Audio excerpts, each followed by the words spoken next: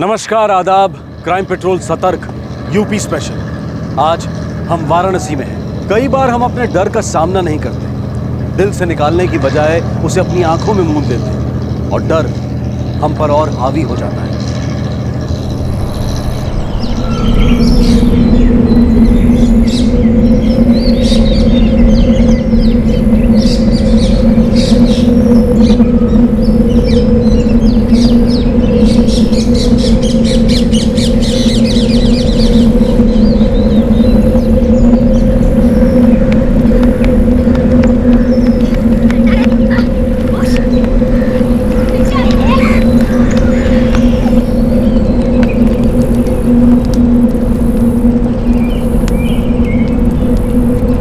हबीब, नजीब, उधर मत जाओ,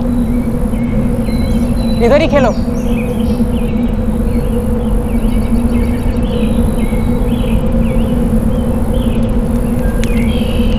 अरे कहा ना, सुनते काहे नहीं हो? हम उधर नहीं जा सकते, किसी ने हमको देख लिया ना तो मुसीबत में पड़ जाएंगे। चलो इधर आकर खेलो।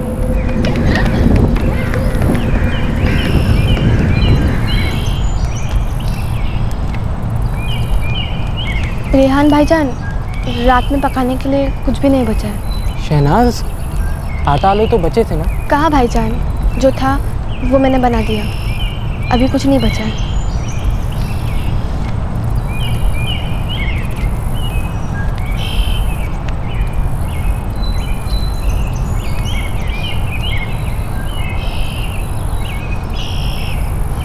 हम कुछ करते हैं, देखें अगर कोई कुछ काम दे दे तो अच्छा रहेगा।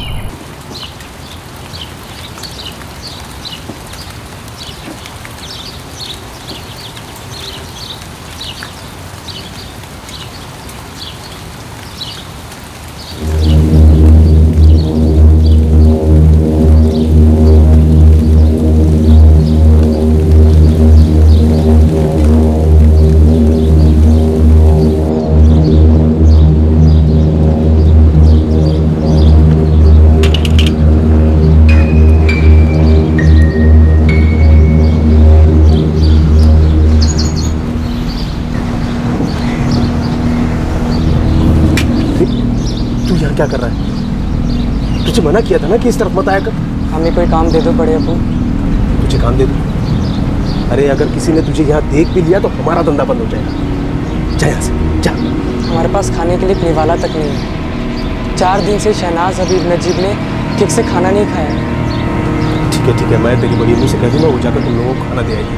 अब जा यहाँ से, जाओ यहाँ से।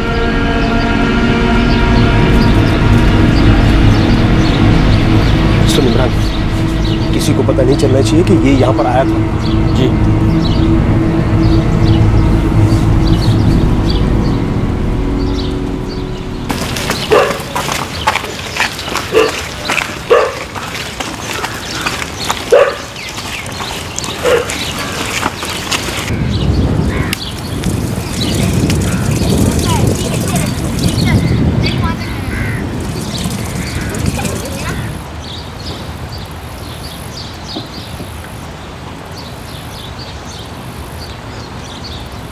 लो, इसमें कुछ रोटियां और सब्जी है, रखो। और दोबारा ना दुकान पर मुंह उठाकर मत आना।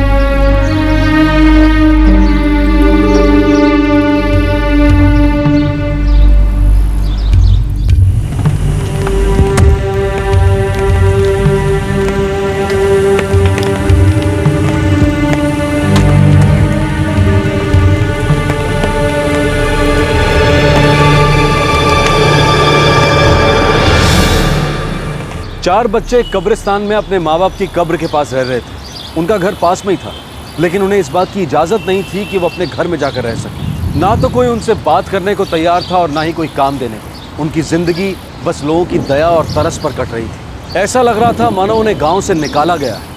लेकिन किस लिए?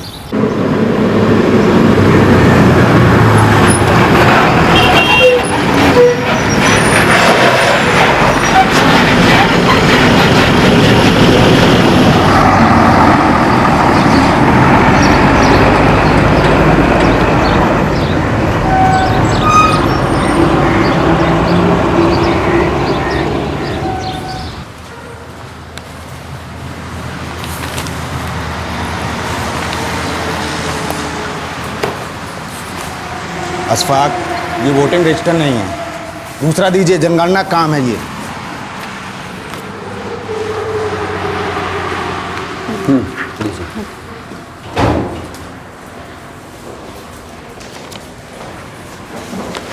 अरे अभिदा के यहाँ लड़का हुआ है पर उसका सर्टिफिकेट तो यहाँ लगा ही नहीं है। लो भैया, अब उसने नहीं लगाया तो इसमें हमारी क्या गलती है?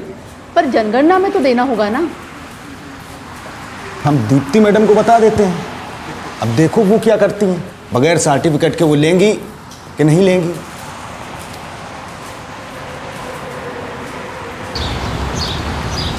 आइए।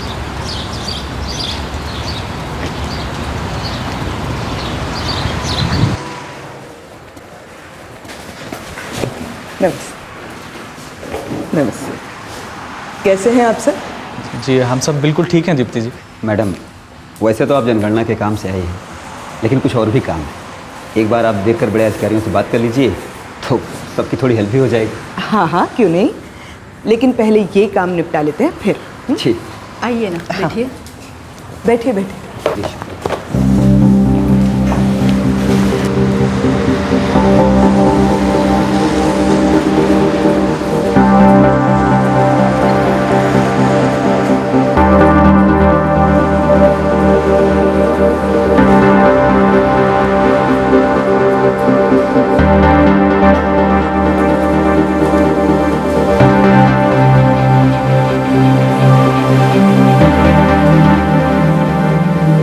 पिछली बार से इस बार कुल 12 नाम जुड़े हैं और 14 नामों को हटाया गया है। जी, अब इस दुनिया में आना और इसे छोड़कर जाना इंसानों के हाथ में थोड़ी ना होता है। दीप्ति जी। हाँ बोलिए सुदेश जी।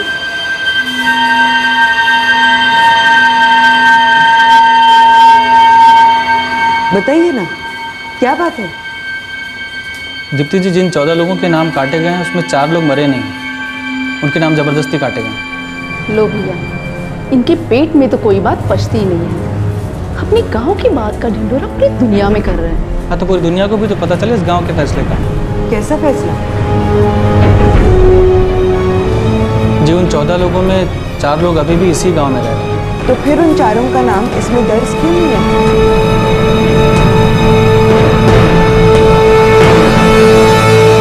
लेकिन ऐसा क्यों किया गया है? कोई क्या कर सकता है, पंचायत का फैसला था। सिर्फ पंचायत ही क्यों, रिश्तेदारों ने भी इसमें हामी भरी थी। अशफाक, जाओ कासिम भाई को बता उनके सुदेश ने क्या रायता फैला दिया है।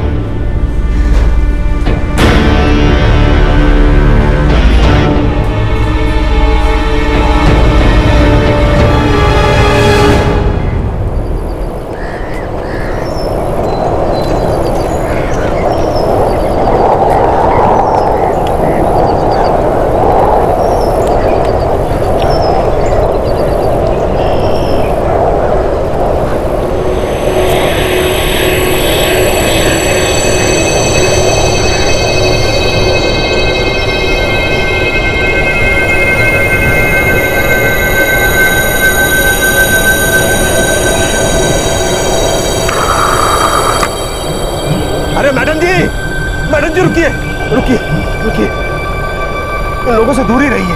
क्यों? इन बच्चों का तो घर है ना, फिर ये यहाँ क्यों रह रहे? और इनका घर बंद क्यों पड़ा है? मैडम जी, आप काहे पछड़े में पड़ रही है?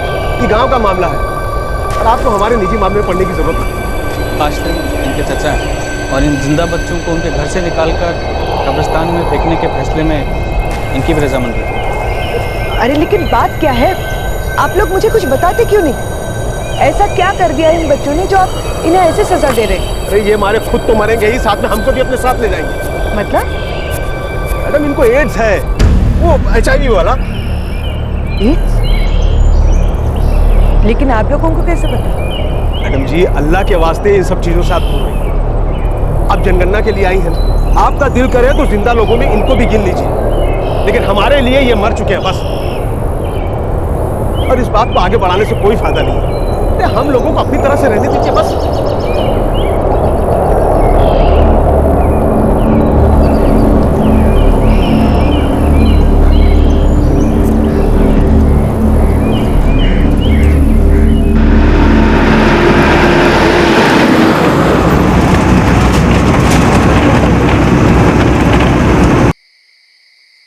सुदेश जी के पेट में काहे दर्द हो रहा है? अरे जो भी है जैसा भी है, हम ही तो कर रहे हैं ना बच्चों का। अरे पगला गए हैं सुदेश जी, और साथ में मजहर का भी दिमाग खराब कर दिया उन्होंने। एक तो नेकी करो, ऊपर से जूते भी खाओ। अरे पाल रहे उन्हें, क्या इतना काफी नहीं है? ऐसा लगता है हम लोगों ने ही कोई बहुत बड़ा गुनाह कर दिया।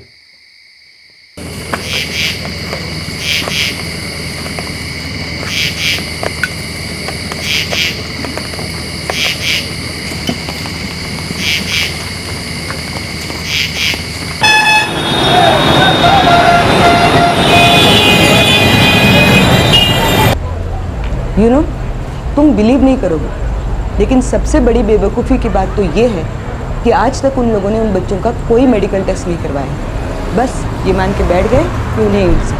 व्हाट? पर बिना टेस्ट के वो लोग ऐसे कैसे कह सकते हैं? God knows. फिर भी वो लोग उन बच्चों को कब्रिस्तान में कैसे रख सकते हैं? आशीष, तुम अपने न्यूज़पेपर में इन बच्चों के ऊपर कोई आर्टिकल क्यों नहीं लिखते? देखो ना अपने एडिटर से बात करके, हो सकता है वो इस स्टोरी में इंटरेस्टेड हो। सी, अगर ऐसा हुआ तो मुझे बहुत हेल्प मिल जाएगी। मैं एडमिनिस्ट्रेशन तक ये न्यूज़ पहुंचा पाऊंगी। हमें उन बच्चों के लिए कुछ ना कुछ तो करना होगा। हो सकता है ये सब करने से ही कोई बात बन जाए। हाँ mummy, I think I do it. लेकिन पहले मैं जाके उन बच्चों से मिलने की कोशिश करता हूँ, ताकि मुझे इस बारे में थोड़ी और डिटेल पता चल सके। That's a good idea. Thank God, गांव से किसी ने तो मुझे ये बात बता दी, वरना मैं तो अपना काम करके आ जाती और मुझे कुछ भी नहीं पता चलता। यू नो, सबसे सैड पार्ट क्या है? आज गांव के ग्रोथ के लिए कितने सारे प्लान्स बनते हैं, लेकिन आज भी ऐसे कई रिमोट विलेजेस हैं जिनके लिए ये सब प्लान्स बनने का कोई मतलब नहीं रह जाता, क्योंकि विकास की कोई भी योजना इन तक पहुंच ही नहीं पाती। वो बस खुद में और अपनी पंचायत में सिमट कर रह जाते हैं। मैं अपने एडिटर से बात करके देखता हूँ, हो सकता है कि वो स्टोरी में इंटरेस्टेड है।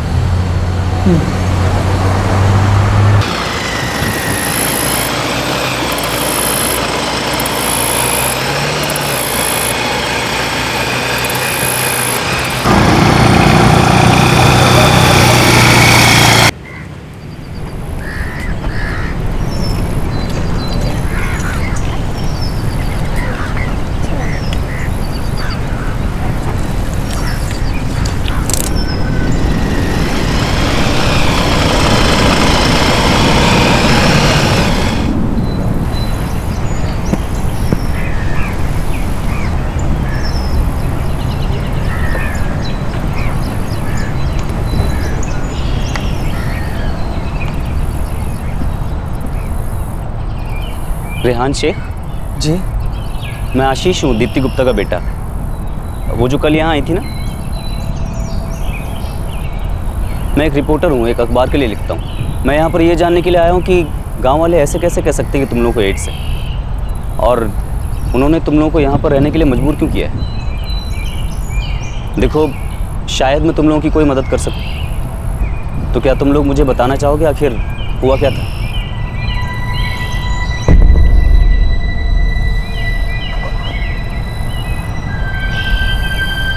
हाँ, अब बताओ। वो कब्र मेरे अब्बू मरहूम मंसूर शेख की है। अब्बू ट्रक चलाते थे।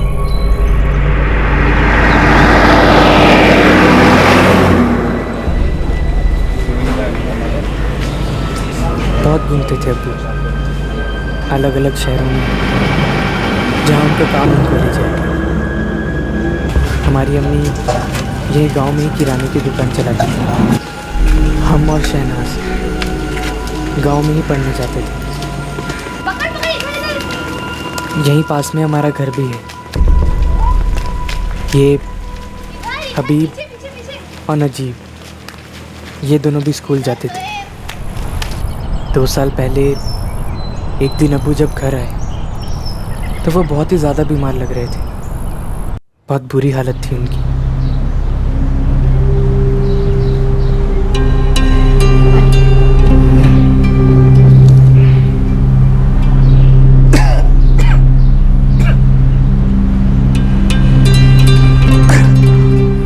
अरे भाई मंसूर, क्या हुआ क्या है तुम्हें?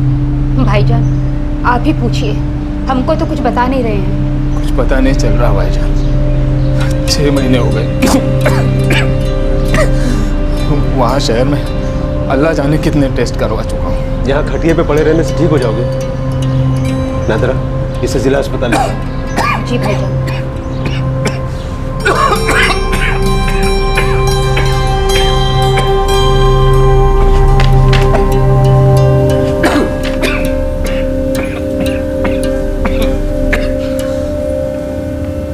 ये सारी रिपोर्ट्स आपकी हैं?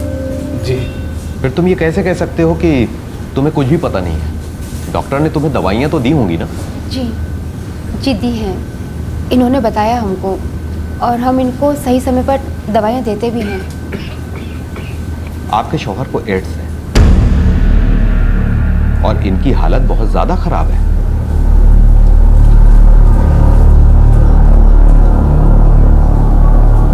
क्या कर क्या रहे थे तुम वहां शहर में? धंधे वाली के पास जाते थे? तो नादिरा, तुम्हें नहीं पता था कि तुम्हारा शौहर तुम्हारी पीठ पीछे क्या गुलगिलाता फिर रहा है? तुम तो थी ना शहर में उसके साथ कुछ दिन के लिए। भाईजान अब हमको क्या पता, हम तो वही जानेंगे ना जो ये हमको बताएंगे। तो तुम इन्हें खुश नहीं रख सकती थी? पता भी है कि इन्हें हुआ क्या है। अगर गांव वालों को पता चला ना तो थूकेंगे हम पर, हमारे पूरे खानदान पर।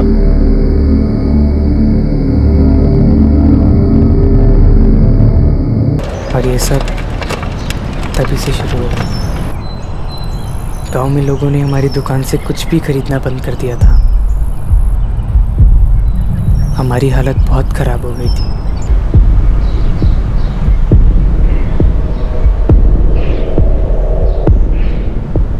देख, अब तेरी दुकान से कोई भी कुछ नहीं खरीदेगा।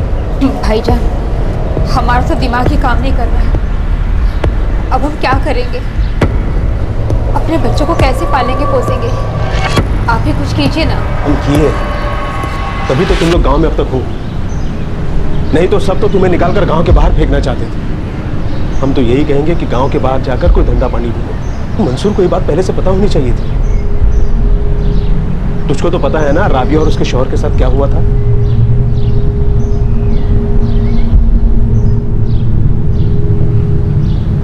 ये राबिया कौन है और उसके शौहर के साथ क्या हुआ था? वो लोग इसी गांव में रहते थे। उनके शौहर को भी यही बीमारी हो गई थी, HIV वाली। बहुत परेशान हुए थे वो लोग, थक कर गाँव ही छोड़ गए। किसी को नहीं पता कि वो लोग कहाँ गए, क्या हुआ। मंसूर एक ट्रक ड्राइवर है। वो तो चला गया लेकिन अपने पीछे अपना परिवार छोड़ गया, जिनके पास ना तो पैसा था और ना ही कोई दूसरा सहारा, और ना ही उनके पास ये रास्ता था कि वो अपना गांव छोड़कर कहीं और जाकर घर बसा सकें।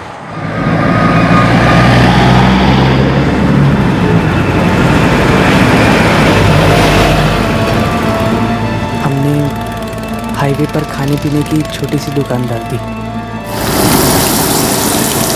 जब तक हम स्कूल से ना जाएं, अम्मी उस दुकान को देखती थी। और स्कूल से आ जाने के बाद हम और शहनाज मिलकर दुकान संभालते थे।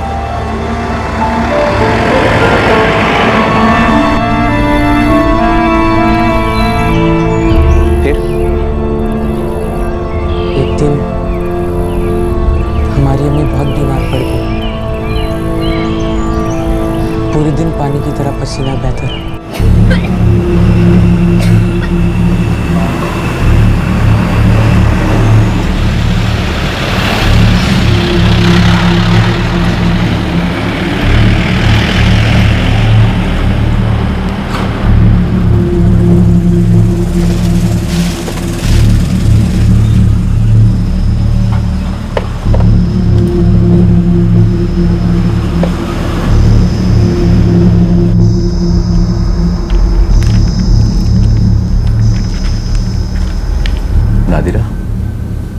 को भी तुम्हारे शौहर वाली बीमारी है, तुम्हें भी एड्स है।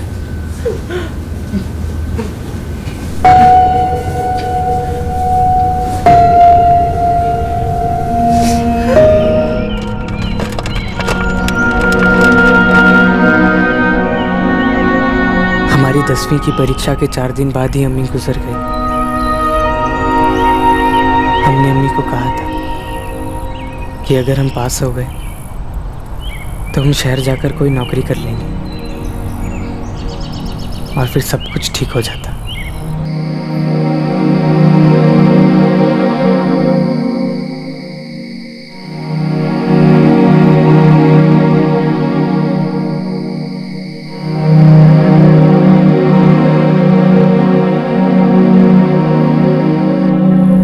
अभी तो हम अब्बू के सदमे से निकले ही नहीं थे कि हमारी अम्मी भी गुजर गई। अभी तो हम सोच ही रहे थे कि क्या करेंगे, कैसे संभालेंगे सबको। लेकिन गांव वाले तो हमसे कई ज़्यादा परेशान थे। वो तो इस गांव को हमारे साये से भी दूर रखना चाहते थे।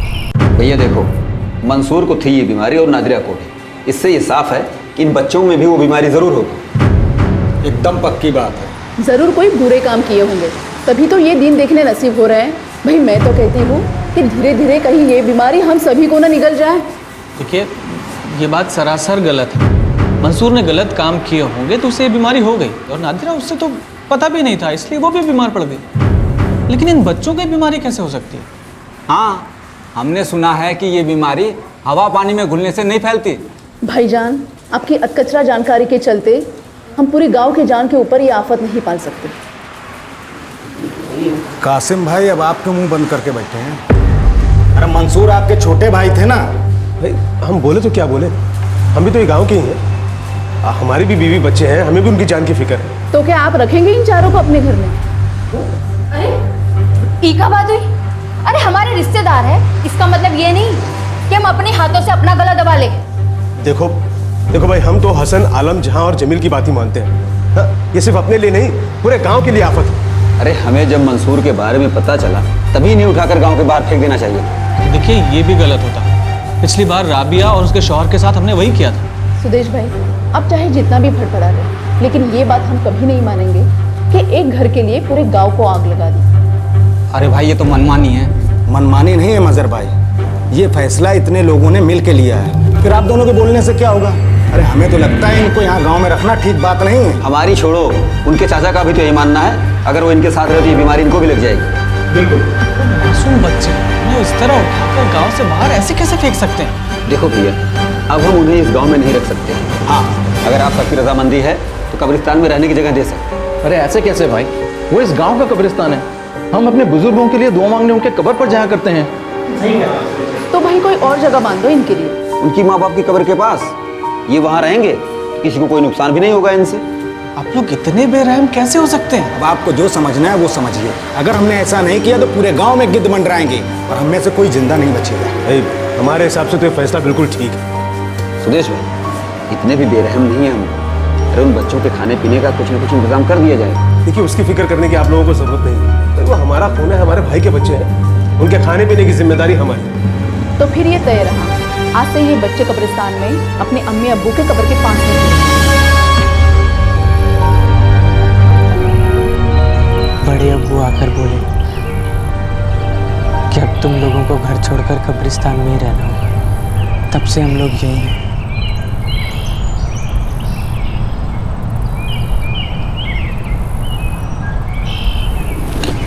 साहब, क्या आप हमारी मदद करेंगे? क्या आप हमें कोई काम दिलवा देंगे? हमारे भाई बहन बहुत छोटे हैं, हम 2 पैसा कमाकर इनका और अपना पेट पाल लेंगे। ध्यान, मुझसे जो बन पड़ेगा मैं ज़रूर करूँगा।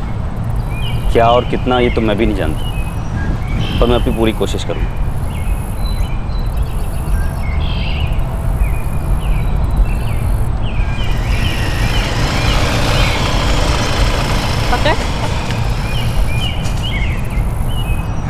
भाईजान, क्या हम लोग भी बीमार हैं? मालूम नहीं, लेकिन हम पढ़े हैं कि ज़रूरी नहीं ये बीमारी हमें भी हो। भाईजान, पानी खत्म हो गया है। हम लाते हैं।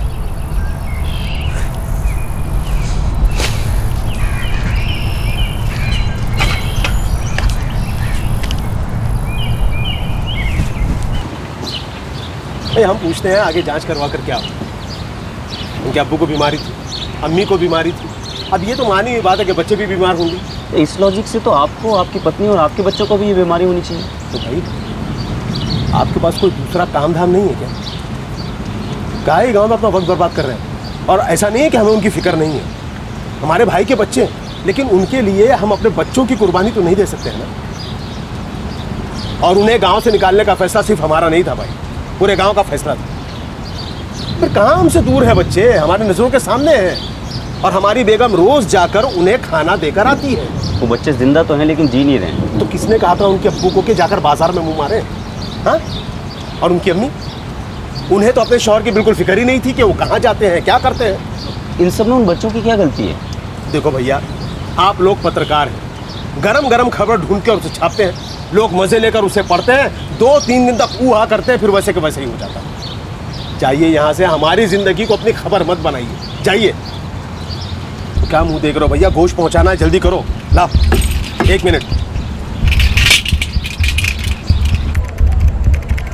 गांव वालों ने मिलकर उन बच्चों के लिए एक बहुत ही अमानवीय फैसला लिया है, लेकिन इसके लिए उन गांव वालों को सज़ा देने से ज़्यादा ज़रूरी उन बच्चों को वहां से निकालकर पुनर्वास करने की, उन्हें जांच की ज़रूरत है और एक बेहतर ज़िंदगी।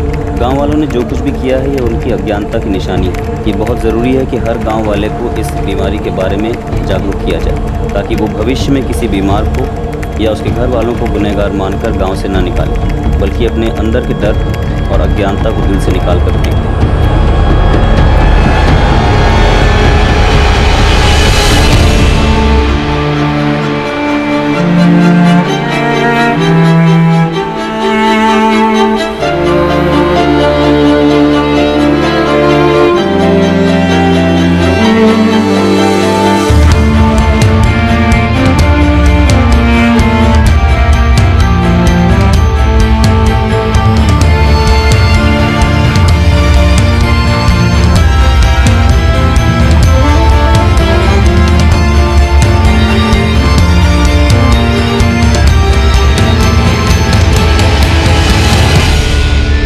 आशीष का आर्टिकल बहुत जल्द सबकी नजरों में आ गया। ये न्यूज़ दूर दूर तक फैलती गई, लोकल मीडिया से नेशनल मीडिया तक। अब ये सिर्फ एक छोटे से गांव की घटना नहीं, बल्कि पूरे देश का मुद्दा बन चुका था।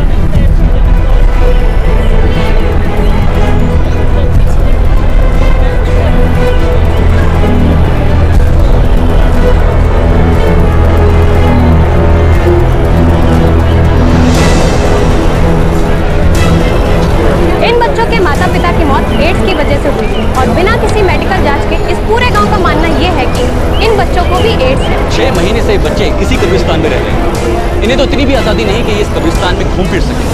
इनका दायरा सिर्फ उनके माँ बाप की कब्र तक ही सीमित है। हम आशा करते हैं कि ये न्यूज़ देखकर हमारे प्रशासन की आपसे जरूर थी। अभी अभी मिली ब्रेकिंग न्यूज़ के मुताबिक हम अपने व्यूअर्स को बताना चाहेंगे कि हमारे इस रिपोर्ट को हायर अथॉरिटीज़ भी देख रही है और डिस्ट्रिक्ट मजिस्ट्रेट लेवल ने भी इन सब पर तुरंत एक इंक्वायरी करने का फैसला किया है। हम आपको बताना चाहेंगे कि हमारी इस रिपोर्ट ने प्रशासन को भी इन सब पर कार्यवाही करने के लिए प्रेरित किया है। दोस्तों, दर्शकों, आपकी राय हमारे लिए बेहद महत्वपूर्ण है, इसलिए हम चाहते हैं कि आप हमें ट्वीट कीजिए, लिखिए #condemn-children पर। तब तक कैमरामैन हिमांशु के साथ मैं शिवांग सिंह, नेशन न्यूज़। जी जी जी जी जी सर, बिल्कुल बिल्कुल बिल्कुल। अरे काशिम भाई, काशिम भाई, हाँ, चारों तरफ बवाल मचा हुआ है। अरे ऐसा क्या हो गया? सारे टीवी चैनल्स पे आपके भतीजे और भतीजों की बात फैल चुकी है। जिला कार्यालय से फोन आया था, वो लोग आज यहाँ आ रहे हैं। इन बच्चों को अपने साथ ले जाएंगे डॉक्टरी जांच के लिए।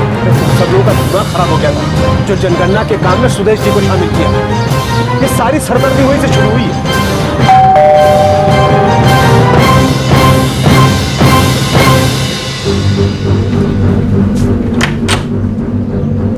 मम्मी आपको पता है वो आर्टिकल आग की तरह फैल गया है।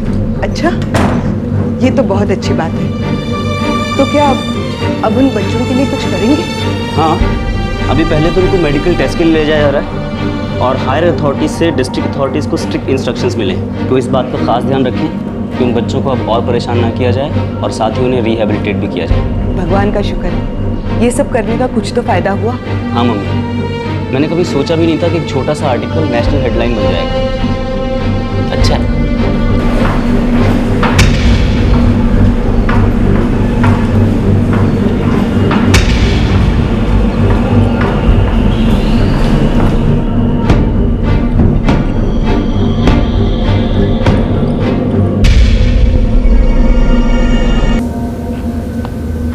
मैंने इन सब के टेस्ट रिपोर्ट्स देख लिए हैं। ये बच्चे बिल्कुल ठीक हैं, इन्हें कोई बीमारी नहीं है। Thank you doctor. सबसे पहले तो मैं सबकी तरफ से तुम लोगों से माफ़ी मांगती हूँ। तुम्हारे साथ जो भी किया गया वो बहुत गलत था, लेकिन अब तुम लोगों के साथ कुछ भी गलत नहीं होगा।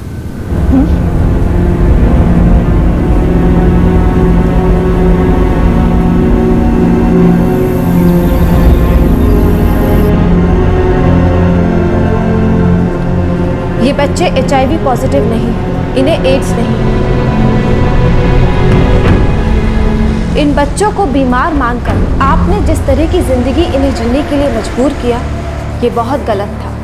इन बच्चों के ऊपर हुए अत्याचारों को देखते हुए और ये जानने के बाद कि इन बच्चों का ध्यान रखने के लिए कोई नहीं है, सरकार ने मुआवजे का ऐलान भी किया है। देखिए, आप लोगों को जो करना है आप लोग कीजिए, लेकिन बार बार ये मत कहिए कि उनको देखने वाला कोई नहीं है। अरे ये हमारे भाई के बच्चे हैं और अल्लाह जानता है कि हमने जो कुछ भी किया है वो मजबूरी में किया है। फिर हमने इनकी ज़रूरतों का पूरा ख्याल रखा था, इनकी सारी ज़रूरतें पूरी की हैं, खाना कपड़ा सब। तो ठीक है, आप ही मुझे बता दीजिए, खाना देना, तन ढकने के लिए कपड़े देना काफ़ी है? ये बच्चे यहाँ अपने घर में रहना चाहते हैं, एक आम इंसान की ज़िंदगी जीना चाहते हैं। क्या ये इनका अधिकार नहीं है? मैं आपको यहाँ बस यही बताने आई हूँ कि अब आप इन बच्चों को और परेशान नहीं कर सकते, और मुझे लगता है कि आप लोग ये मानते हैं कि आपसे गलती हुई है और अब आप इस गलती को दोबारा नहीं दोहराएंगे। स्मृति जी, इस पंचायत का सदस्य होने के नाते मैं आपको विश्वास दिलाता हूँ कि ऐसी गलती दोबारा नहीं होगी। हम किसी और को बहिष्कृत नहीं होने देंगे। जी, हम भी आपको अपनी ज़ुबान देते हैं। देखिए, अब जब हमें पता चल चुका है कि इन्हें इनकी अम्मी अब्बू वाली बीमारी नहीं है, तो हम भी इनका साथ नहीं छोड़ेंगे। अरे ये हमारे भाई के बच्चे हैं, हम अपने इन बच्चों का पूरा ख्याल रखेंगे। ये तो बहुत अच्छी बात है, थैंक यू।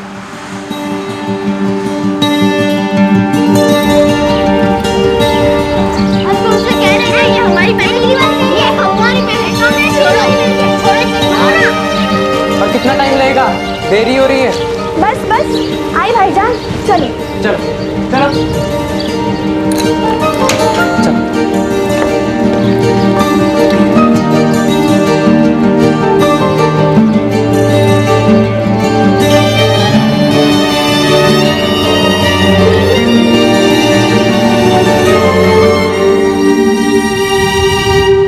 प्रशासन ने उन बच्चों को एक जमीन आवंटित की ताकि वो वहां अपना नया घर बनाकर एक नई जिंदगी की शुरुआत कर सकें। बच्चों का एडमिशन एक नए स्कूल में करवा दिया गया है। उनके चाचा कासिम से कहकर बच्चों का एक बैंक अकाउंट खुलवाया गया है जिसमें सरकार द्वारा दी गई मुआवजे की राशि को जमा किया गया है। रेहान ने काम शुरू कर दिया है, बाकी बच्चे भी पढ़ रहे हैं।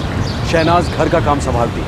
अब उन बच्चों के प्रति गाँव वालों का रवैया भी बदल गया है। अब वो उन्हें परेशान नहीं करते हैं और साथ ही साथ गाँव में एड्स को लेकर जागरूकता भी बढ़ी है। बच्चों की जिंदगी फिर से सामान्य हो रही है। वैसी जैसी जिंदगी पर किसी भी इंसान का हक होता है। गांव के कुछ लोगों और एक ब्लॉक लेवल की कार्यकर्ता ने कुछ गलत होते देखा और अपनी ड्यूटी से आगे बढ़कर समाज के प्रति अपना फर्ज निभाने की कोशिश की।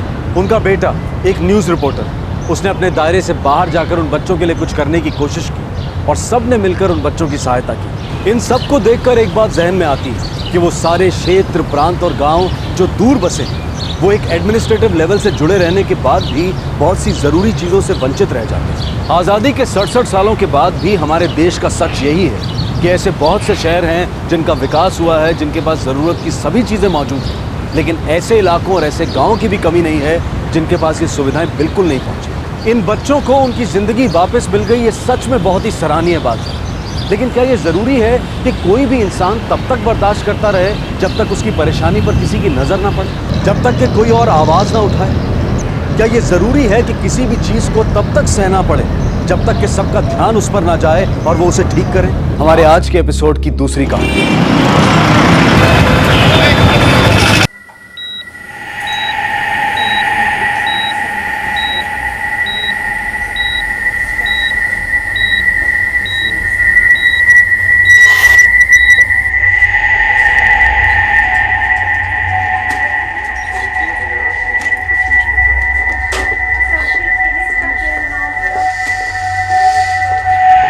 तूने बच्चे का कभी ठीक से ख्याल नहीं रखा सरिता।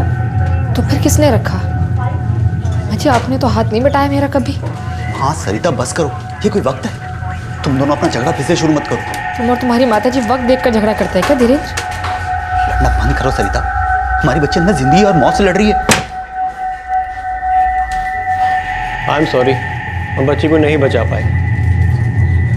आप जब तक उसे हमारे पास लाए तब तक उसकी हालत बहुत खराब हो चुकी थी।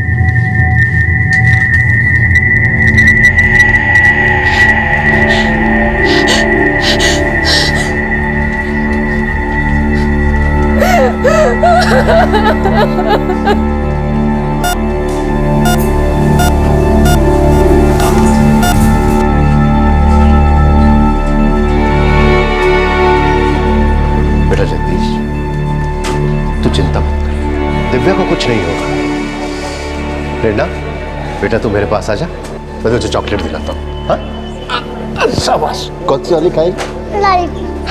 अच्छा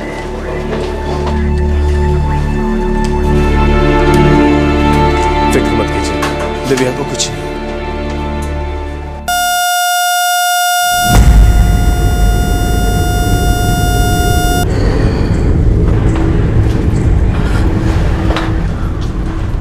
हम इंटरनल ब्लीडिंग रोक नहीं सके जी। वो आई एम सॉरी, हमने पूरी कोशिश की थी। Excuse me.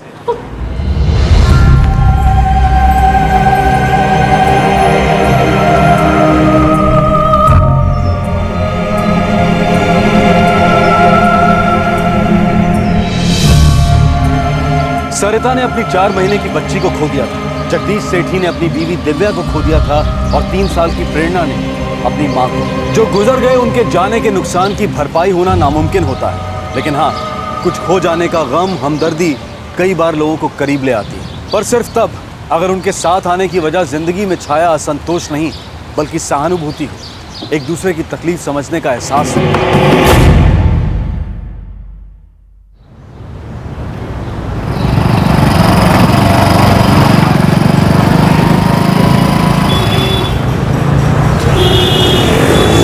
क्या हाल है जगदीश? अरे ललित कैसा है? आजा बैठ। और प्रेरणा कैसी है? अच्छी है यार, बड़ी हो रही है।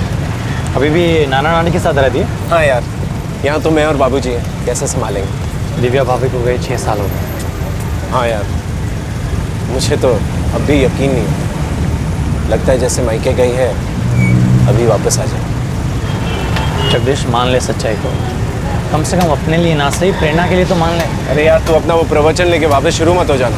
शादी कर ले, सेटल हो जा, प्रेरणा के लिए माँ ले आ, वही तेरा घिसा पिटा रिकॉर्ड। वही रिकॉर्ड बजाने वाला। सुन सुन सुन, मैं एक फैमिली को जानता हूँ। उनकी एक बेटी है सरिता, तलाकशुदा है। करीब 6 साल पहले उसकी बच्ची गुजर गई। एक बार मिल तो ले, एक तेरा परिवार फिर से बस जाए। इससे अच्छा और कुछ नहीं हो सकता। सही तो कह रहा है ललित, प्रेरणा अब 9 साल की हो गई। शरद जी और लाजवंती जी की उम्र भी काफी हो गई। कब तक ख्याल रखेंगे उस बच्ची का? प्रेरणा को अब घर लाने का वक्त आ गया है बेटा।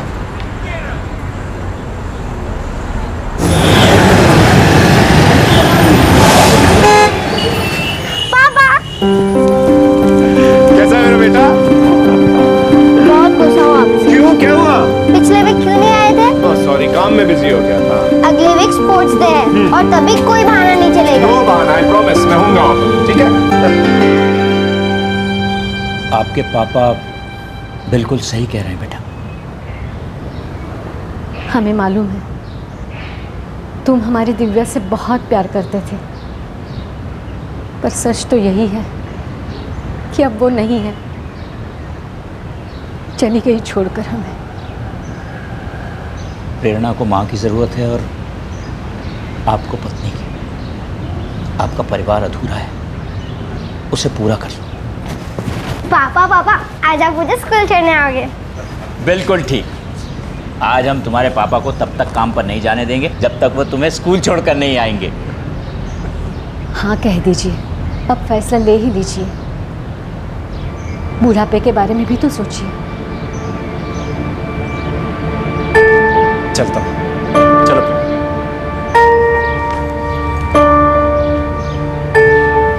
अब धीरेन्द्र को भूल जा। कैसे भूल जाऊँ माँ? उस घर में बहुत तकलीफों से गुजरी हूँ, अपनी बच्ची खोई, पागल हो गई थी मैं। तू हमेशा से गर्म दिमाग की रही है और हमने ही तुझे बिगाड़ा है। हर काम तेरे हिसाब से हो ये ज़रूरी नहीं है। माँ, आपको और पापा को तो मुझ में खूब दिखता है। सरिता, सारी गलतियां उनकी ही है, ऐसा तो हो ही नहीं सकता। हमें खुद के दोष कभी नजर ही नहीं आते, हमेशा दूसरे ही गलत दिखते हैं। देख बेटा, जगदीश बहुत अच्छा लड़का है। अब ये मान कि उसकी बेटी के रूप में भगवान ने तुझे तेरी बेटी वापस दी है। मैंने अपनी बेटी को अपनी आंखों के सामने मरते हुए देखा है पापा। अगर उसका ख्याल रखने में मेरी सास ने मेरी मदद की होती ना, तो आज वो जिंदा होती। अब जो हुआ उसे हम बदल तो नहीं सकते। भूल जा पुरानी तकलीफ, आगे बढ़, एक नई जिंदगी शुरू कर। बेटा, तू एक बार जगदीश से मिल तो ले, तुझे पसंद आएगा वो। क्या आप मुझसे शादी सिर्फ इसलिए करना चाहते हैं ताकि आपकी बेटी प्रेरणा को एक मां मिल सके? सरिता, मेरा घर अधूरा है, कोई चाहिए जो उसे पूरा कर सके। हाँ, प्रेरणा को भी माँ की ज़रूरत है। मैं चाहता हूँ कि वो घर वापस आ जाए। जब से मेरी वाइफ गई है तब से वो नाना नानी के यहाँ रहते हैं। मैं बहुत मिस करता हूँ, वो भी मुझे बहुत मिस करता है। क्या आप चाहेंगे कि हमारे भी बच्चे हों? जी हाँ, बिल्कुल।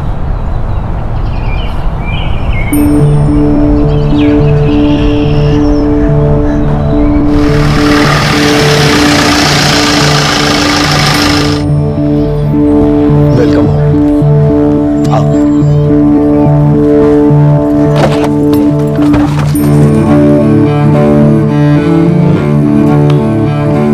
सरिता बेटा, आज इतने दिनों बाद हम टाइम से बिना जला और पका हुआ खाना खा रहे हैं। बहुत स्वादिष्ट बना है। बाबूजी, कल हम प्रेरणा को घर वापस लाए। हाँ, फिर हम उसका एडमिशन यहाँ पर ही किसी अच्छे से स्कूल में करवा देंगे। ये तो बहुत अच्छी बात है। चलो भाई, एक बार फिर से मकान घर जैसा लगे।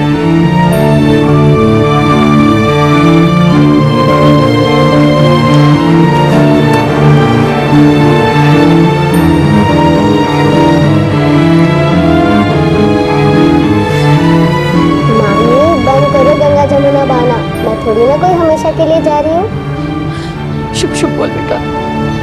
अब तू आ, क्या ना हम दोनों तुझे मिलने के लिए हर हफ्ते वहाँ टपकने वाले हैं। नाना, अपनी दवाई टाइम से खा लेना और नानी को परेशान मत करना। नानी अम्मा, ओके।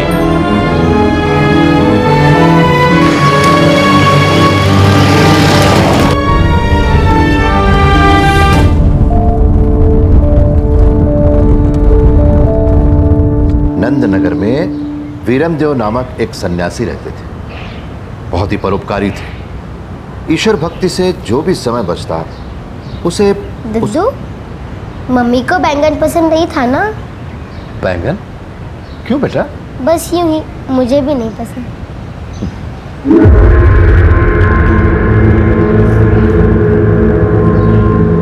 मुझे बैंगन नहीं खाना। मम्मी, मुझे बैंगन अच्छा नहीं लगता। लेकिन अभी तो यही सब्जी बनी है।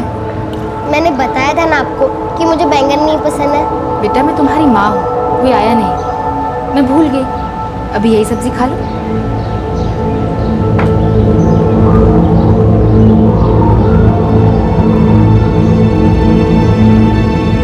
उनके इस परोपकार से प्रसन्न होकर ईश्वर ने उन्हें एक दिव्य शक्ति दे दी थी। सोनाली मैम का क्लास 5 बजे खत्म हो जाता है। मालूम है मुझे।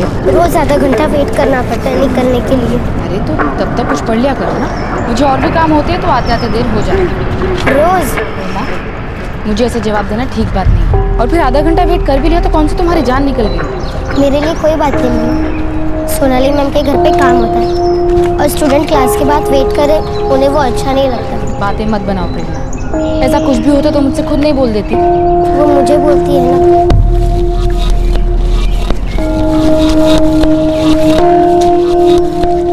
प्रेरणा आखिर अपने पिता के घर आ गई। चाहे सौतेली ही सही, पर उसे एक माँ मिल गई और एक दादा भी, जो दादा कम और दोस्त ज्यादा थे। अपने नाना नानी का घर छोड़े हुए अभी उसे 4 महीने हुए थे कि अचानक एक हादसे ने उनके घर को अपने पंजों में दबोच लिया।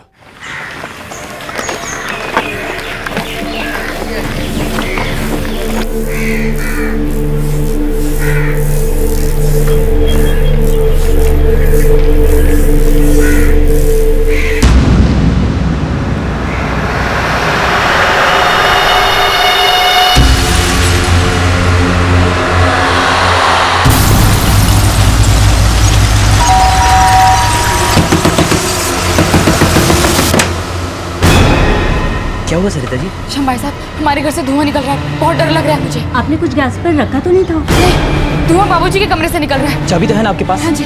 आइए देखते हैं।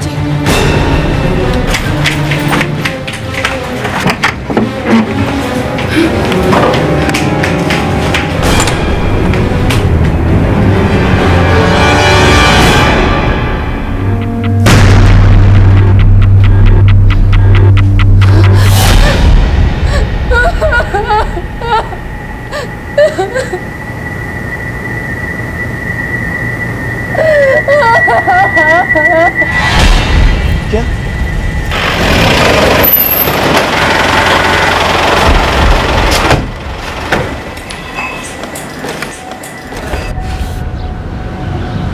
सर, दोनों मर चुके। विकास, हर कोने का फोटो निकला।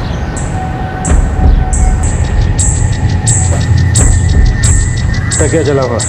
पड़ोसियों का कहना है कि घर की बहू ने कमरे से धुआं निकलते देखा।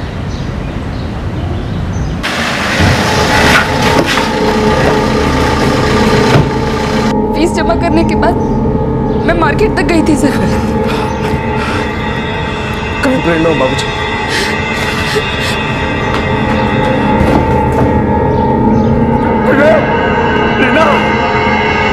हमें और कुछ नहीं पता। वो तो सरिता जी हमारे पास मदद मांगने आई थी और हम उनके साथ यहाँ आ गए। उनके पास चाबी भी थी। हमें यहाँ एक हथौड़ा मिला। क्या इनके घर में कुछ काम चल रहा है? हाँ सर, उनके फर्स्ट फ्लोर के बाथरूम में भी काम चल रहा है।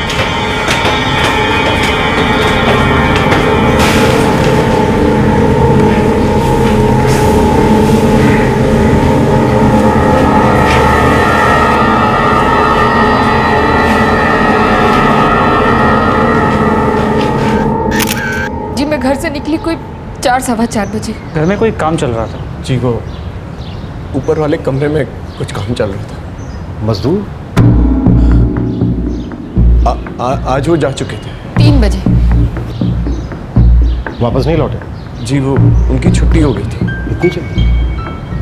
हमेशा इतनी जल्दी छुट्टी होती है उनकी? जी नहीं, वो मैंने ही उनसे बोला था क्योंकि आज के दिन बाबूजी को कोई शोर शराबा नहीं चाहिए था। सिर्फ आज के दिन? जी हाँ, वो कोई 2 लोग आए थे उनसे मिलने। कौन थे दोनों? मेरे लिए बेटा, मैं देखता हूँ। अरे सुजीत, आओ आओ अंदर। सरिता, मेरी कुछ जरूरी मीटिंग है ऑफिस में। और बेटा तुम जरा ऊपर मजदूरों से कह देना कि आज की छुट्टी। जी अच्छा। आई।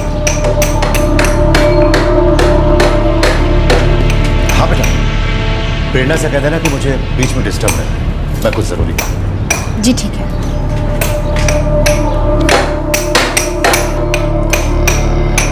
अरे भैया बस आज का काम यहीं रोक।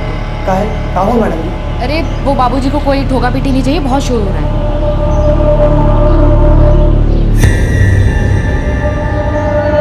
जगदीश भाई साहब, आज की मजदूरी आपको पूरी ही देनी होगी। मैडम जी ने काम खुद रुकवाया है, मजदूरों ने काम नहीं रोका। ठीक है, मैं पहले पता तो कर लूँ, फिर आपको फोन करता हूँ। हाँ जगदीश, बाबूजी ने बोला मुझे, वो कमरे में कोई ज़रूरी मीटिंग कर रहे हैं। अच्छा तो एक काम करो, तुम मजदूरों को पूरी दिहाड़ी दे दो और उन्हें जाने दो, ठीक है? ठीक है, ये लीजिए। और फिर मैंने उन्हें जाने को बोला। आपकी बेटी प्रेरणा वो कब आई?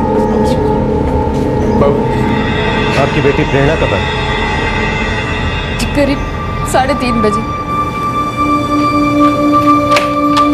अरे प्रेरणा आ गई? हाय मामा। मैंने तेरे लिए पोहा बनाया है, फटाफट चेंज कर ले, फ्रेश हो जा। फिर सोनाली मैम के यहाँ भी जाना है ट्यूशंस के लिए। नहीं मामा, आज मैं बहुत थक गई हूँ। स्कूल में स्पोर्ट्स डे था ना, इसलिए आज क्लास की छुट्टी कर लूँ। नो बेटा, नो छुट्टी। और फिर मैम की फीस भी देनी है ना आज। प्लीज मम्मी, सिर्फ आज के दिन ही, पक्का एक्स्ट्रा क्लासेस जाऊंगी। चलो ठीक है, लेकिन मुझे तो जाना होगा ना फीस देने के लिए, 1 वीक से ऊपर हो गया है। दद्दू के पास जाने को दिखाना है। अरे नहीं नहीं नहीं नहीं, अभी उनको डिस्टर्ब नहीं करना, वो एक मीटिंग में बिजी है। उन्होंने कहा है फ्री होकर तुमसे खुद आकर मिलेंगे। तुम जब तक जाओ, चेंज करो, फ्रेश हो जाओ। ओके। फिर प्रेरणा को नाश्ता करा के मैं करीब 4:15 साढ़े 4 बजे निकल गई। बाय बेटा। बाय मम्मा। अरे मम्मा, मैम को बोल देना कि आज मेरी तबीयत बहुत खराब है। ठीक है। जब मैं 6 बजे वापस आई तो देखा धुआं निकल रहा था। फिर अंदर आके देखा तो ये हथौड़ा, ये वो मजदूर इस्तेमाल कर रहे थे।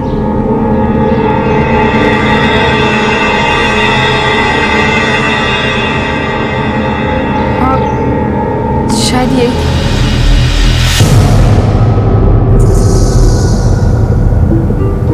चोट किसी भारी और शार्प चीज से लगी है। हथौड़े की चोट हो सकती है? हाँ, हथौड़े में दादा और पोती दोनों के खून के अंश मिले हैं। तो क्या सिर्फ हत्या की जांच को भटकाने के लिए चलाया गया है? जी यही लगता है। जब अपराध हुआ तो घर में सिर्फ 4 लोग थे, कुलभूषण सेठी, उनकी पोती प्रेरणा और वो 2 लोग जो उनसे मिलने आए थे। 4 में से 2 लोग मारे गए। जाहिर है कि शक की सुई उन दोनों पे गई, वही संदिग्ध आरोपी माने गए। पर वो दोनों थे कौन?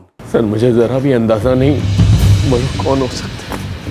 उनमें से एक का नाम था सुजीत, जिसे आपके पिताजी बहुत अच्छे से जानते हैं। मेरे बाबूजी के बहुत सारे दोस्त हैं। सुजीत नाम के शख्स को नहीं जानता।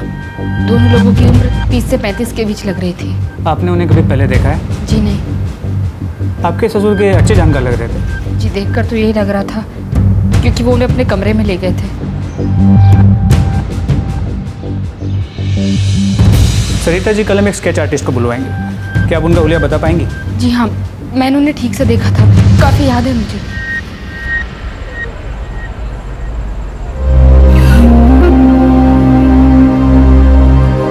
उस बेचारे मासूम बच्ची का क्या कसूर था? उसके साथ ऐसा क्यों हुआ? पर मेरी गलती है, मुझे आज फीस देने जाना ही नहीं चाहिए था।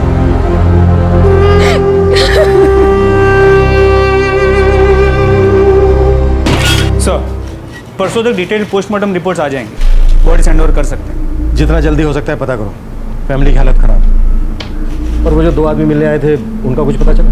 कल तक स्केचेस बन जाएंगे। सोचने वाली बात यह है कि घर से कुछ भी चुराया नहीं गया। सर लगता है कि कुलभूषण जी का इनके साथ कुछ पंगा था, शायद उसी को शांति से बैठ के सुलझाना चाहते। घर में चल रहे काम के ठेकेदार और मजदूरों को पूछताछ के लिए हो सकता है जैसा दिख रहा हो असलियत में एकदम उससे अलग। हथौड़ा ऊपर से लाया गया, फिर दादा और पोती को मारा गया। सरिता जी ने खुद जाने के लिए बोला था, ये लोग दोपहर में ही घर से निकल गए थे। हत्या में इस हथौड़े का इस्तेमाल किया गया था। बोल दो तुम लोगों का नहीं? तो हमारा ही है, पर काम के बाद सारे औजार हम वहाँ ऊपर ही छोड़ के चले जाते थे। ऐसा करते साहब हमको 2 हफ्ते हो गए। सर आप हम लोगों को बेकार में परेशान कर रहे हैं। आप जांच कर लो, ये मेरे भरोसे के आदमी है, पिछले 3 साल से मेरे साथ ही काम कर रहे हैं। नहीं सर, हमने ऐसी कोई आवाज़ नहीं सुनी। आपका घर तो उनके बिल्कुल बगल में है, तो ये जो कंस्ट्रक्शन का काम चल रहा है, इसकी जो खटपट की आवाज़ है ये आप लोगों को सुनाई देती होगी। जी सुनाई तो देती थी। कुलभूषण और प्रेरणा अगर चीखे होंगे तो वो भी सुनाई देनी चाहिए। जी देनी तो चाहिए। ये जगदीश और सरिता, इनकी हाल ही में शादी हुई थी ना? ये उन दोनों की दूसरी शादी थी। मतलब सरिता प्रेरणा की सौतेली? जी लेकिन ऐसा नहीं है सर, वो बहुत अच्छी इंसान है। वो अपने परिवार के साथ साथ प्रेरणा की भी बहुत अच्छे से देखभाल करती थी। आप पूछना क्या चाह रहे हैं? देखिए, घर से कुछ चोरी नहीं हुआ। अलमारी में पैसे थे, गहने थे, लेकिन कुछ नहीं गया। ये हत्याएं चोरी के लिए नहीं, बल्कि किसी और मकसद के लिए। क्या कहें, हमारे ख्याल से तो सब कुछ ठीक ही था। सरिता प्रेरणा के साथ खुश थी और कुलभूषण जी भी खुश थे। अगर वो तकलीफ में होते तो क्या आपसे कहते? कुलभूषण जी हमारी बच्ची को अपनी बेटी की तरह रखते थे। प्रेरणा नातिन थी हमारी। सरिता भी अच्छी थी, वो प्रेरणा को अपनी मर्जी से यहाँ ले आई थी।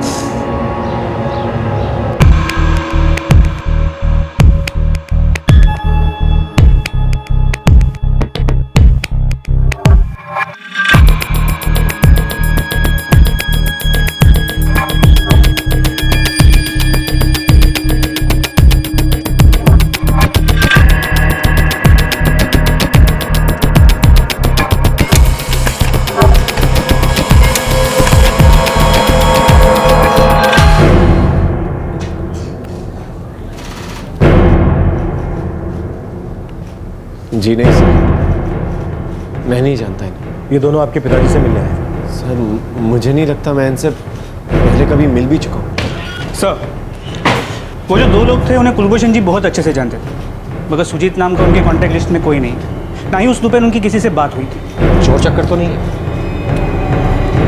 अजीब बात है, सुजीत नाम का एक आदमी घर आता है जो कुलभूषण जी के बहुत करीबी है, लेकिन उनके बेटे ने उसका नाम तक नहीं सुना। जगदीश, क्या तुम्हें सच में नहीं पता कौन है ये सुजीत? क्या मतलब सरिता? मैं क्यों झूठ बोलूं? कुलभूषण जी ने उस दिन सुबह सिर्फ एक कॉल किया था। अब यही कॉल सुलझा सकते हैं उस केस की बुद्धि। किसे किया था ये कॉल? अरुण जी, क्या आप मेरे यहाँ आ सकते हैं? जी बिल्कुल कुलभूषण जी, कुछ अर्जेंट है? ऐसा ही समझ लीजिए। अरुण का था, कुलभूषण सिटी का वकील। मतलब कुलभूषण जी अपने वकील से कुछ डिस्कस करना चाहते। लेकिन ये बात अचानक उठी कैसे? यार ललित, मैंने तो बात छेड़ी भी नहीं। बाबूजी खुद वसीयत की बात लेकर बैठे। हर वक्त डरी रहती थी कि कहीं कुछ भी गलत हो तो सब यही कहेंगे, सौतेली माँ हूं ना, इसलिए। इसमें क्या गलत है माँ? मेरा मन भी तो करता है ना कि मेरा अपना बच्चा हो। जगदीश, वो प्रेरणा का ध्यान ठीक से नहीं रखती है। अरे पापा कैसी बातें कर रहे हैं? हमारी शादी को ही तकरीबन अभी 7 महीने हुए हैं और प्रेरणा कुछ 4 महीने से रह रही है हमारे पास। थोड़ा तो वक्त लगेगा ना एक दूसरे को अंडरस्टैंड करने में, एडजस्ट करने में। इस तरह से आप सरिता पे इल्जाम नहीं लगा सकते। बेटा, मैं घर में रहता हूँ, दिन भर देखता हूँ कि क्या होता रहता है। वो कभी प्रेरणा से कुछ पूछती है क्या कि उसे क्या अच्छा लगता है क्या नहीं? कभी बात नहीं करती उससे कि स्कूल में क्या हो रहा है, क्या चल रहा है, जैसे कोई भी माँ पूछेगी। अब वो प्रेरणा की असली माँ तो है नहीं। थोड़ा टाइम गुजर जाने दीजिए, एक दूसरे को अंडरस्टैंड कर लेंगे, सब ठीक हो जाएगा, आप फिक्र मत कीजिए। अगर ऐसे ही टाइम निकलने दिया ना तो कल को कुछ उल्टा ना हो जाए। तुम उसके पति हो, शायद इसीलिए तुम्हें ठीक से दिखाई नहीं देता, लेकिन मैं तुम्हारा बाप हूं। मैं बस इतना ही कहूंगा, जरा संभल कर। सिर्फ इसलिए क्योंकि मैं उसकी सौतेली माँ हूँ? देखो सरिता, मैं जानता हूँ इस बात का कोई खास मतलब नहीं। मैं बस इतना कह रहा हूँ कि तुम प्रेरणा का ख्याल थोड़ा और रखो, दैट्स ऑल। जगदीश, हमारे बच्चे भी होंगे ना? हाँ होंगे सरिता, लेकिन प्रेरणा भी मेरी बच्ची है।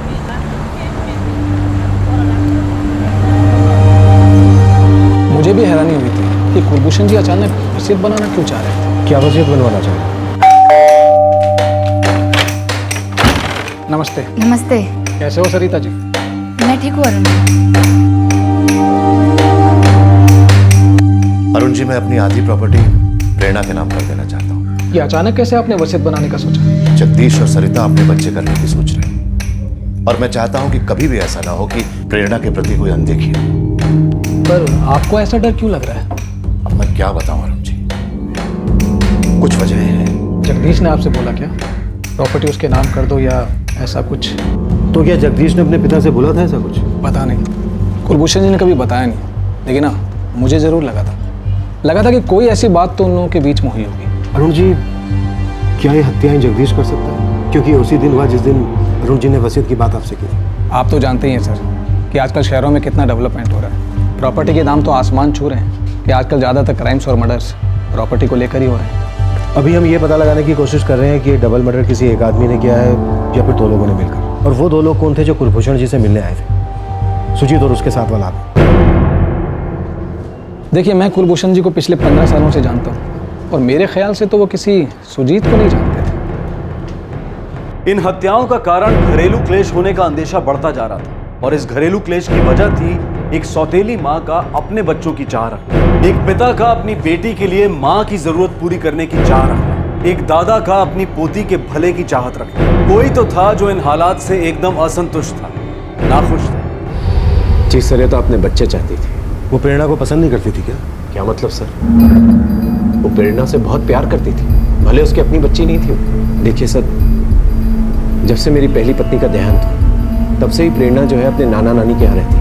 वो तो 7 साल के बाद मेरे पास रहने को आई। अब थोड़ा वक्त तो लगता ही है ना घुलने मिलने में। आपको इस बात का पता था कि आपके पिताजी अपनी वसीयत बनवा रहे थे और आधी प्रॉपर्टी प्रेरणा के नाम करना चाहते थे? जी पता था। सही फैसला है जगदीश। मैं नहीं चाहता कि मैं कभी ये महसूस करूं। काश कि मैंने ये किया होता। इसीलिए मैं वो अभी कर रहा हूं ताकि अफसोस की कोई गुंजाइश ही ना बचे। बाबूजी, आपको क्या लगता है मैं प्रेरणा का ख्याल नहीं रखूं? मेरी बेटी है वो।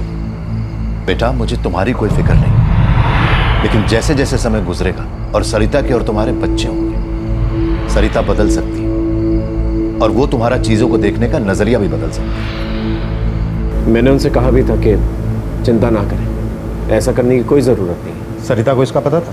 जी हाँ, पता था। जगदीश, जगदीश, क्या हम ऊपर वाले कमरे में शिफ्ट हो सकते हैं? ऐसे अचानक क्यों? बस वो थोड़ी सी प्राइवेसी चाहिए थी। नीचे रहती हूँ तो बाबूजी हर वक्त घूरते रहते हैं, हमेशा शक भरी नजरों से देखते हैं कि जैसे मैं बस उनकी प्रॉपर्टी के पीछे पड़ी हूँ, बस अपने बच्चे चाहती हूँ, जैसे और कोई फीलिंग्स है ही नहीं मुझ में।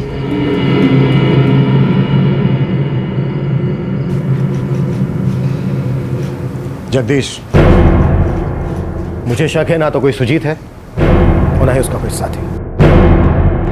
मुझे शक है कि इस सबसे तुम्हारा और तुम्हारी बीवी का कोई लेना देना है। ये एक साजिश है। पहले से तय था कि मजदूरों को दोपहर की छुट्टी दे दी जाए। अब बकवास कर रहे हैं सर। अब मेरी बाप और मेरी बेटी के कत्ल का इल्जाम मुझ पर लगा रहे हैं। जमीन जायदाद के झगड़े ज्यादातर परिवार वालों के बीच ही होते हैं। बकवास है सर, मैं ये सब नहीं करूंगा कभी। हेलो सर, आपको मौत का सही समय जानना था ना? Yes doctor. हमारी पूरी रिपोर्ट तैयार है, ये आपको पूरी पिक्चर क्लियर कर देगी। ये कब हुआ, कैसे हुआ और किसने किया हो सकता है। जैसा कि मुझे पहले से शक था, ये एक मनगढ़ंत कहानी। ऐसा हो ही नहीं सकता कि तुम्हारे पिता से 3 बजे कोई 2 लोग मिलने आए। पोती से बेहद प्यार करने वाले दादाजी चीजें ठीक करना चाहते थे। अपनी पोती के भविष्य को सुरक्षित करने के लिए उन्होंने एक योजना बनाई। किसी दूसरे ने अपने आप को सुरक्षित करने के लिए साजिश करके उनकी वो योजना खत्म कर दी। ये शब्द काश भी कितना अजीब होता है ना। कोई इस डर से कुछ करता है कि कहीं आगे चल के ऐसा ना हो, और कोई इस डर से कुछ करता है कि अगर आगे चलकर ऐसा हो गया तो।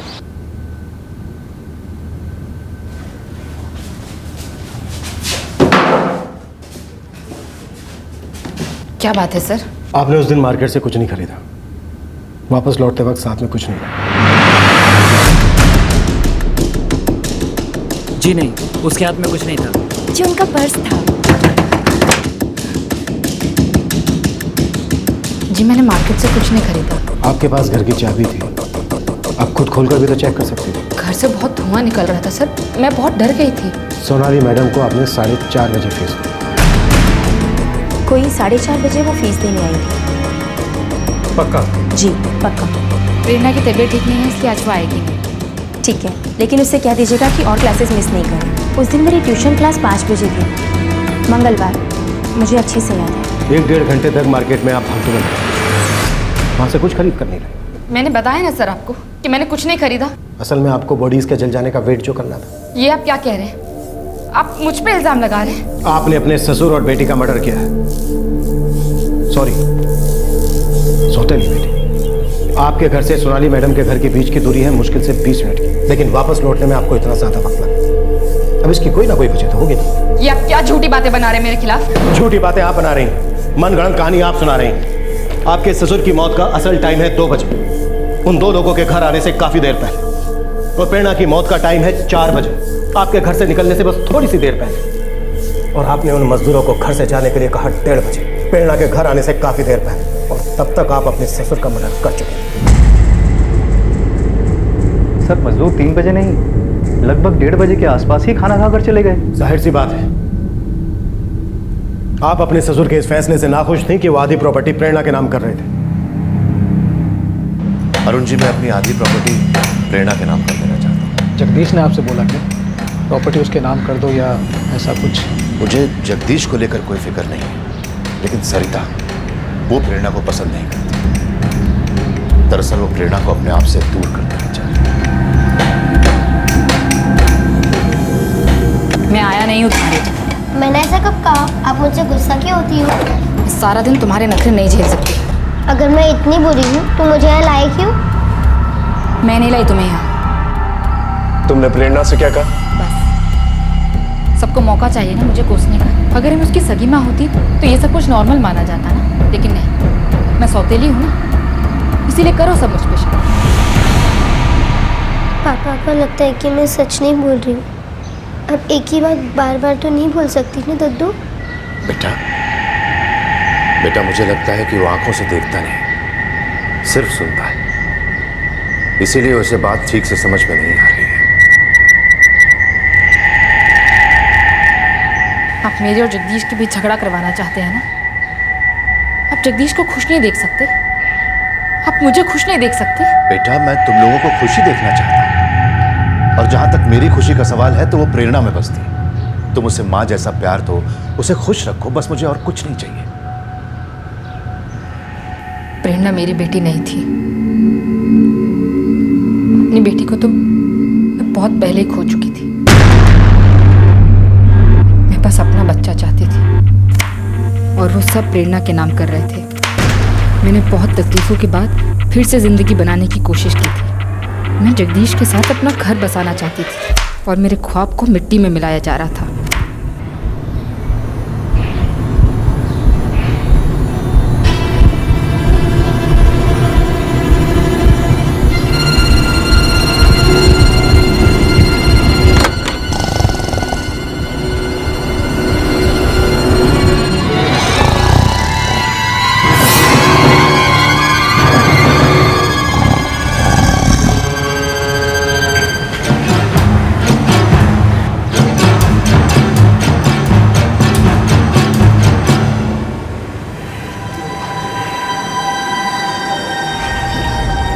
मेरे ससुर जी आराम करना चाहते हैं तो आज के लिए ठोका पेटी नहीं चाहिए। मैडम जी, पर हमारा लड़ी पूरा दिन का ही देना पड़ेगा। ये लीजिए।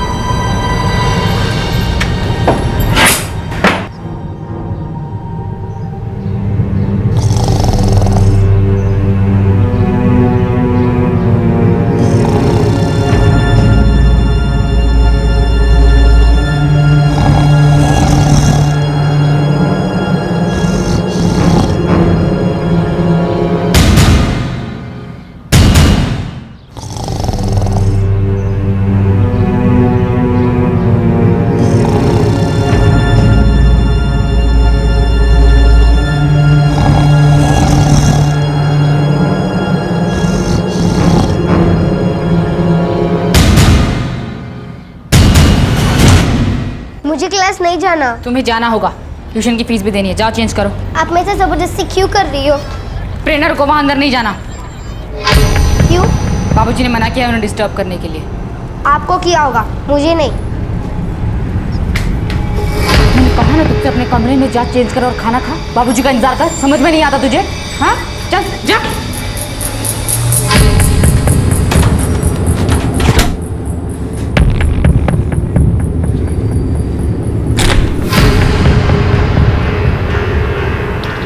मैंने कहा ना तुझसे वहां नहीं जाना, वो सो रहे हैं।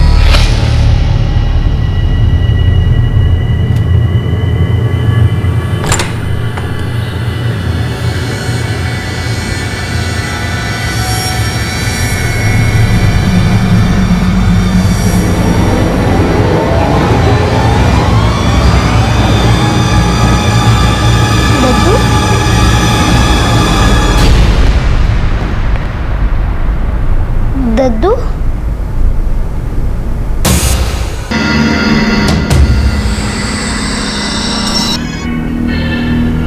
दद्दू को क्या हुआ है?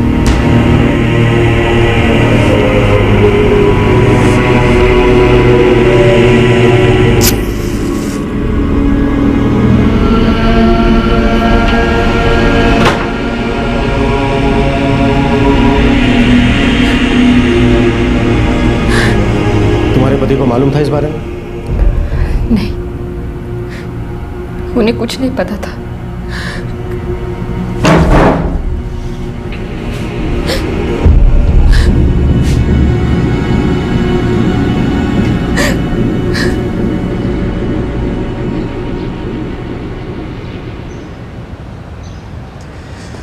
मैं तो फिर से अपना घर बसाना चाहता था, बस।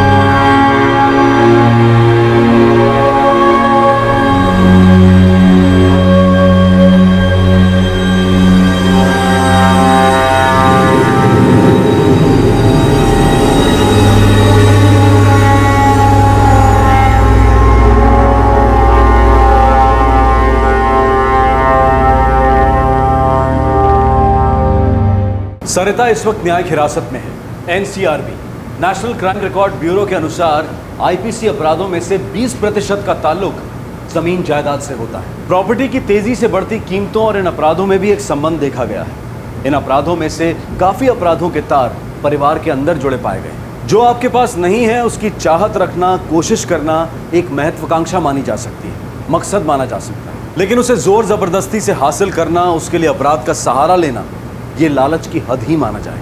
असंतोष एक ऐसा बीज है जिसे लालच का कटीला झाड़ बनने में ज्यादा वक्त नहीं लगता। दिल पे लगी चोट, परेशान दिमाग, इन कारणों से अक्सर सही सोचने समझने की ताकत चली जाती है और ऐसे में कई बार इंसान समझदारी का दायरा फांद बैठता है। लालच अक्सर एक इंसान को शैतानी दिमाग में बदल देता है और वो अपनी इच्छाएं पूरी करने के लिए बेकाबू हरकतें करने लगता है।